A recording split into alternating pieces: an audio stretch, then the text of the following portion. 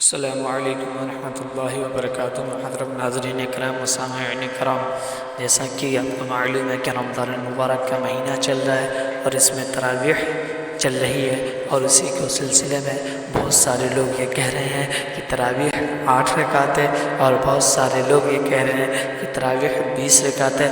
سب کی الگ الگ دلیلیں ہیں، لیکن حضرت مولانا مفتی محمد طارق مسعود صاحب نے خود اس کی وضاحت کی ہے، مدلل جواب دیا ہے، بہت ہی مضبوطی کے ساتھ جواب دیا ہے۔ آپ حضرات اس کو اپنے اسکرین پر بغور سماعت فرمائیں۔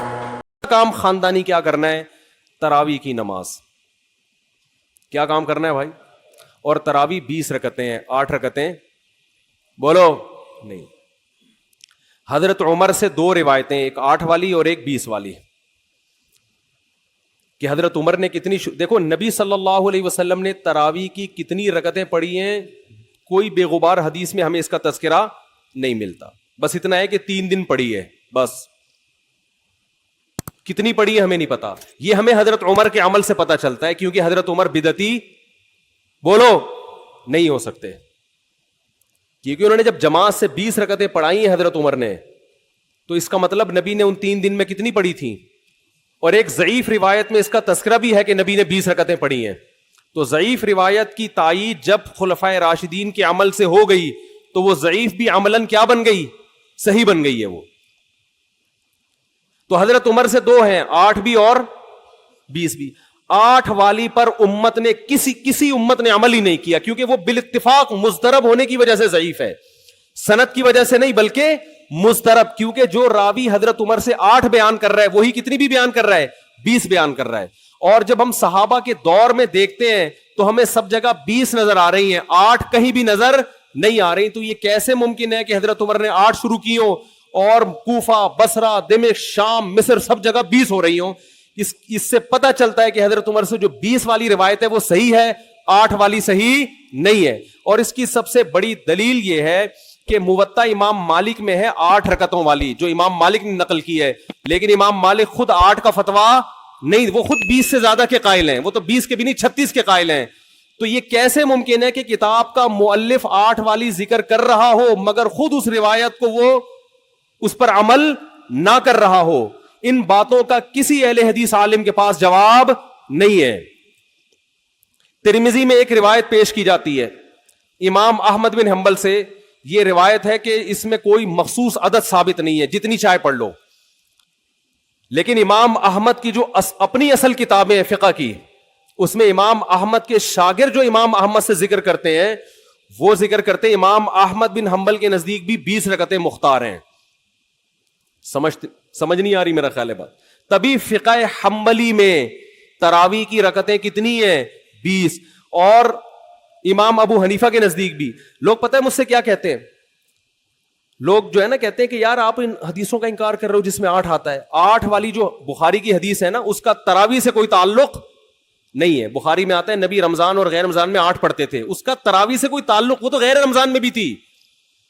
اتنی سینس نہیں ہے یار، آپ ہمیں قرآن و حدیث سکھا رہے ہو اور ہمیں اپنا مقلد بنا رہے ہو، اتنے بڑے بڑے مجتہدین کی تقلید چھوڑ کے۔ میں لوگوں سے ایک بات کہتا ہوں، ایک قرآن و حدیث وہ ہے جو ابو حنیفہ، شافعی، مالک اور احمد بن حنبل نے سمجھا، اور ایک قرآن و حدیث وہ ہے جو 15ویں صدی کے مولوی سمجھ رہے ہیں۔ کس کی فہم زیادہ صحیح ہوگی؟ بولو بھائی۔ ایک قرآن وہ ہے جو انجینئر بیان کر رہا ہے حدیث، ایک حدیث کی تفصیل وہ ہے جو امام مالک بیان کر رہے ہیں، ابو حنیفہ بیان کر رہے ہیں، جن کی 80 ہجری میں پیدائش ہوئی ہے، تابعین میں سے ہیں، جو امام شافعی بیان کر رہے ہیں۔ تم امام شافعی کو چھوڑ رہے ہو، تم امام ابو حنیفہ کو چھوڑ رہے ہو، تم امام مالک کو چھوڑ رہے ہو، تم احمد بن حنبل جیسے محدث اور فقیہ جو امام بخاری کے استاذوں میں ہیں ان کو چھوڑ کر فالو کس کو کر رہے ہو؟ انجینئر کو۔ اور تم کہہ رہے ہو ہم صرف قرآن و حدیث کو مانتے ہیں، ہم کسی اور چیز کو نہیں مانتے۔ تم قرآن و حدیث کو نہیں مانتے میرے بھائی، تم مقلد ہو، اندھے مقلد ہو۔ تم قرآن و حدیث کی اس تشریح کو مانتے ہو جو انجینئر کر رہا ہے، اس تشریح کو نہیں مانتے جو احمد بن حنبل کر رہے ہیں، جو ابو حنیفہ کر رہے ہیں، جو امام مالک کر رہے ہیں، جو امام شافعی کر رہے ہیں۔ یہ بڑے بڑے تابعین، تبع تابعین، مجتہدین جن کو پوری امت نے فالو کیا ہے۔ تو 8 رکعت کی جو موطا امام مالک کی حدیث ہے، اس 8 رکعت پہ امام مالک نے فتویٰ نہیں دیا۔ کیوں؟ اس لیے کہ وہ حدیث مضطرب ہے, اس میں راوی ایک بیان پہ ٹکتا نہیں ہے, کہیں 20 بیان کرتا ہے, کہیں 8. جب راوی کے بیان میں تضاد ہو تو حدیث مضطرب ہونے کی وجہ سے رد ہو جاتی ہے. اور میں آخری بات کر کے بیان کو ختم کرتا ہوں, یہ جو تراویح کا لفظ ہے یہ 8 رکعتوں پہ فٹ ہی نہیں بیٹھتا ہے. اس کا بھی میں جواب سوال کر رہا ہوں لیکن کوئی جواب نہیں دے رہا. دیکھو اپنی مرضی کے سوال بنا کے جواب دے دیا کرو تو لوگ واہ واہ کریں گے. آپ میرے ساتھ یہ ہو رہا ہے, میں جو بیانات میں اعتراض کرتا ہوں نا اس کا جواب نہیں مجھے ملتا, خود سے اعتراض بنا کے کیا کر دیا جاتا ہے جواب. جیسے میں نے بتایا تھا کہ حرم میں 4 مصلے تھے, حنفی, مالکی, شافی, حنبلی, 4 مصلے تھے نا کئی سو سال تک, جو کہ نہیں ہونے چاہیے, ایک ہی ہونا چاہیے تھا مصلی. تو لوگوں نے اعتراض کیا 4 مصلے تھے حرم میں, یہ دیکھو کتنا غلط, یہ حنفی مالکی ایسے ہوتے ہیں. تو میرا سوال یہ تھا کہ 5واں کیوں نہیں تھا اس وقت؟ اس کا مطلب 5واں فرقہ وجود میں آیا ہی نہیں تھا, وہ اب پیدا ہوا ہے. وہ ٹھیک ہے 4 غلط تھے لیکن اس غلط کو بھی صحیح ان 4 میں سے ایک نہیں کیا ہے. سمجھ رہے ہیں کہ نہیں بھئی ایک امام ہونا چاہیے, 4 الگ الگ جماعتیں نہیں ہونی چاہیے. لیکن اس کا مطلب 700 سال تک امت یہ سمجھتی رہی کہ اہل سنت والجماعت کے 4 نمائندے ہیں, 4 مکتب فکر, 5واں کوئی تھا ہی نہیں, لہذا اس کا کوئی مصلی تھا ہی نہیں. تو سوال یہ تھا, لیکن جب سوال یہ پوچھا جائے تو ایسے جواب ملتا ہے کہ وہ سوال ہی پی جاتے ہیں. سوال یہ جواب یہ دیا کہ غلط ہو رہا تھا, یہ بدعت ہے, اور یہ بدعت ہے, یہ ناجائز ہے. تو ہم کب کہہ رہے ہیں کہ صحیح تھا بھائی وہ, لیکن یہ پوری دنیا میں نہیں ہو رہا تھا, یہ صرف حرم میں ہو رہا تھا. اور اس کو ختم بھی حنبلیوں نے کیا ہے کہ نہیں جی امام ایک ہونا چاہیے, سارے چاہے حنفی ہو شافی ہو اس امام کے پیچھے نماز پڑھیں گے. سمجھ میں آ رہی ہے بات کہ نہیں آ رہی؟ تو سوال یہ تھا کہ 700 سال یا 400 سال تک امت کی نمائندگی ان 4 مکاتب فکر نے کی ہے حرم میں, 5ویں نے کوئی اپلیکیشن بھی نہیں دی. اس کا مطلب 5واں تھا ہی نہیں. اور جو آپ یہ مختلف الفاظ بیان کرتے ہو کہ امام احمد بن حنبل اہل حدیث تھے, فلاں میں اہل حدیث تھے, تو امام احمد بن حنبل اگر اس طرح کے اہل حدیث تھے تو پھر امام احمد بن حنبل کے فالوورز کو اہل حدیث کیوں نہیں کہا جاتا ہے, حنبلی کیوں کہا جاتا ہے؟ نہیں آ رہی بات میرا خیال. یہ ایسے ہی ہے جیسے جماعت المسلمین والے کہتے ہیں کہ ہم نبی کے دور سے ہیں, اور پھر بخاری میں دکھاتے ہیں جماعت المسلمین کے الفاظ. او بھائی یہ والی جماعت المسلمین نہیں تھی, یہ تو باقاعدہ آپ نے رجسٹر کروائی ہے 1975 میں. وہ جماعت المسلمین صحابہ کو جماعت المسلمین کہا گیا ہے. تو یہ جو اہل حدیث کا لفظ ہمیں پرانے وقتوں میں ملتا ہے یہ محدثین کے لیے ملتا ہے, یہ کسی مخصوص فرقے کے لیے نہیں ملتا. پھر بھی میں اہل حدیث کو اہل سنت میں داخل سمجھتا ہوں, میں پھر بھی ان کو نہیں کہتا کہ جہنم میں جائیں گے, لیکن میں کہتا ہوں کہ آپ کم از کم اس چند 100 سال پہلے آپ پیدا ہوئے ہیں, آپ کی جماعت وجود میں آئی, ہم پھر بھی آپ کو گلے لگانے کے لیے تیار ہیں, اور ہم صدیوں سے چلے آ رہے ہیں. آپ ہمیں کیا کر رہے ہو؟ آپ ہمیں گمراہ لوگوں میں داخل کر رہے ہو. تو اسلام بہت پہلے بر صغیر میں آیا ہے, جس شکل میں آیا ہے وہی شکل ٹھیک ہے, بات کی چیزوں پر اعتماد نہیں ہوتا ہمیں. تو میں ایک بات کر کے بیان کو ختم کرتا ہوں, یہ جو 8 کا لفظ ہے نا, تراویح کا لفظ ہے, یہ 8 رکعتوں پر صادق بولو نہیں آتا.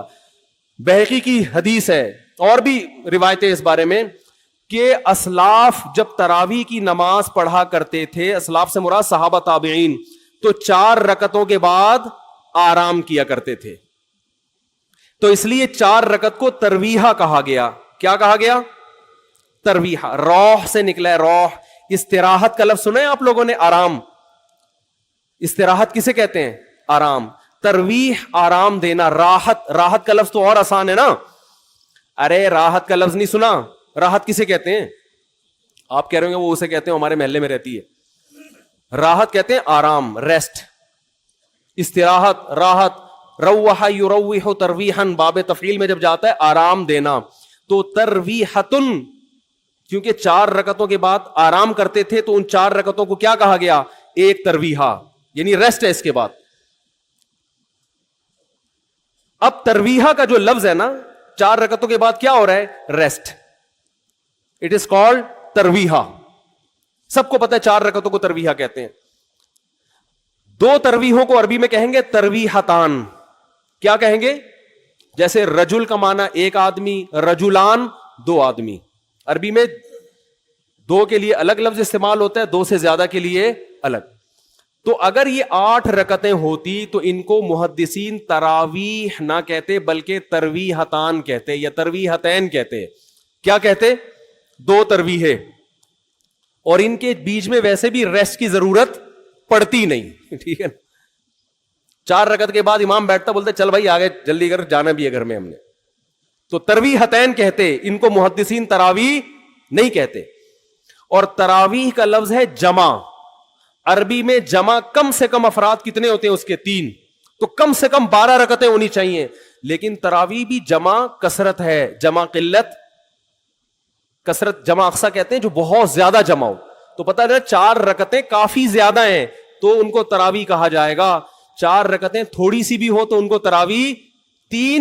4 رکعتیں اگر 3 دفعہ آئیں گی تو اس کو بھی علی وجہ الکمال ہم پورے طور پر تراویح کا لفظ اس پہ صادق نہیں آئے گا. بات آ رہی ہے سمجھ میں کہ نہیں آ رہی ہے؟ سمجھ میں سب آ رہی ہے, لیکن گھننے بن جاتے ہیں, گھماتے ہیں. اب دیکھیں نا یوٹیوب پہ اس کا جو بیان آئے گا نا اس میں گھمایا ہوا ہوگا, اس میں گھمایا یہ اپنی طرف سے نکالا ہوا ہے. اپنی طرف سے نہیں بھائی, بہقی کی حدیث ہے, مصنف ابن ابی شیبہ کی روایتیں ہیں, آپ دیکھ لو. اس میں لوگ کہتے ہیں حوالہ کیوں نہیں دیا مفتی صاحب نے. آپ انکار کرو میں حوالہ دوں گا انشاءاللہ. آپ انکار کرو کہ ایسا نہیں ہے, ہم ٹائم بچا رہے ہیں اپنا. وہ مجھے کہہ رہے تھے نا اس بحث میں کہ مفتی صاحب آپ دلیل دو, جو دعویٰ کرے دلیل اس کے ذمے ہے. میں نے کہا دلیل اس کے ذمے اس وقت ہے جب سامنے والے دعوے کا انکار کرے. میں نے ستار بھائی کو میں نے کہا کہ ستار بھائی تم نے 1 لاکھ روپے لیے ہیں. ستار بھائی کہہ رہے ہیں نہیں, ہاں لیے ہیں. تو مجھے کیا ضرورت ہے میں گواہ پیش کروں کہ دلیل دوں؟ وہ مان رہا ہے. تو یہ سب مانتے ہیں. یہ تو علماء جس نے بھی حدیث کی کتابیں پڑھی ان کو پتا ہے کہ ترویح کا لفظ اس لیے لکھا ہوا ہے اس میں. تو اسلاف سے مسجد نبوی میں, حرم میں ایک رمضان بھی ایسا نہیں گزرا جب سے حضرت عمر نے 20 رکعتیں شروع کرائی ہیں کہ 20 رکعت سے 1 رکعت بھی کم ہوئی. زیادہ تو ہوئی ہیں, کم بولو نہیں ہوئی ہیں. 1 رکعت. امت اتنی بڑی گمراہی پر 1400 سال سے جمع ہو گئی. تو میرے بھائی جو آپ سے قرآن و سنت کے نام پہ بات کرے نا, اسے بولے بھائی ٹھیک ہے میں قرآن و سنت ہی کو مانتا ہوں, مگر قرآن و سنت کی وہ تشریح جو ان مجتہدین نے کی ہے اس کو مانوں گا. جو 15ویں صدی کے مولوی کر رہے ہیں تشریح, میں اس کو بولو نہیں, چاہے وہ سعودی ہوں. لوگ کہتے ہیں سعودی عرب میں 8 رکعتیں ہر جگہ ہو رہی ہیں. سعودی عرب میں آج ہو رہی ہیں, 100 سال پہلے کے سعودی عرب میں 8 رکعتیں کہیں بھی نہیں ہوتی تھی. تو یہ کوئی سعودیوں کا کلمہ تھوڑی ہم نے پڑھا ہے کہ جو سعودی عرب میں تو بہت سے لوگوں کی داڑیاں نہیں ہوتی. تو کیا مطلب داڑھی کا انکار کر دو گے آپ؟